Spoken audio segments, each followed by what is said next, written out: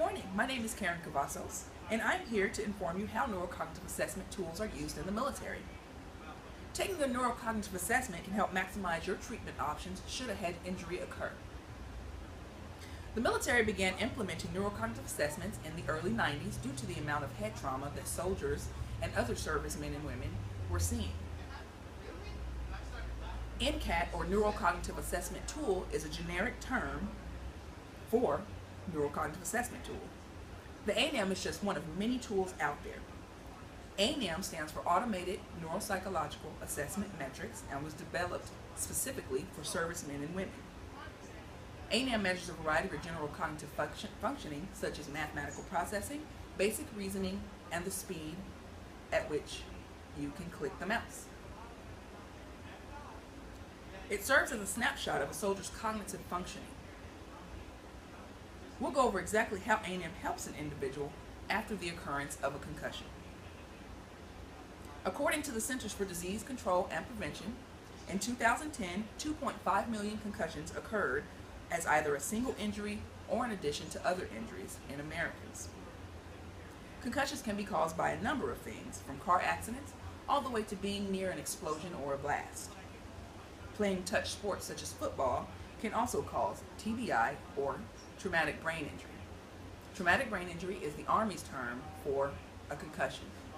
MTBI stands for mild traumatic brain injury.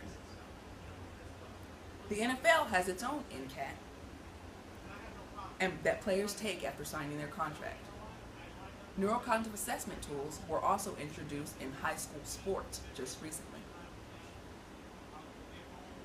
What NCAT does is captures a snapshot of your cognitive function if you later have an injury that affects your mental performance. A doctor can use the ANAM assessment that you previously took compared with the ANAM assessment you take after the injury, compare those results, and come up with a treatment plan that's best for you. What doctors attempt to do is restore you back to your previous baseline, which is the way you previously processed math and so forth and so on. My second point is that ANAM is a wonderful tool for the armed forces. Let me tell you a bit about what it does for our servicemen and women. The Automated Neuropsychological Assessment Metrics was introduced into the armed forces in 2008.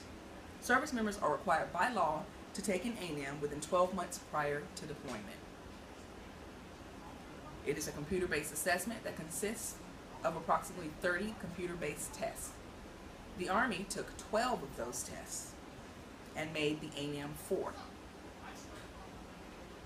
Again, ANAM measures your general cognitive performance. When a service member takes the ANAM, their baseline is stored in the system in the event they have an injury that affects their mental performance. Their baseline can be pulled. They can then retake the ANAM, and a provider compares those results. Now you know how the NCAT ANAM is a helpful tool in the armed forces. I've told you when ANAM was introduced to the armed forces and exactly how it works to help our servicemen and women. While TBI is an issue in the armed forces, it's also an issue across America. It affects millions of Americans every year from all walks of life, all the way from children to adults. Be safe and protect your brain. Don't forget that March is Traumatic Brain Injury Awareness Month.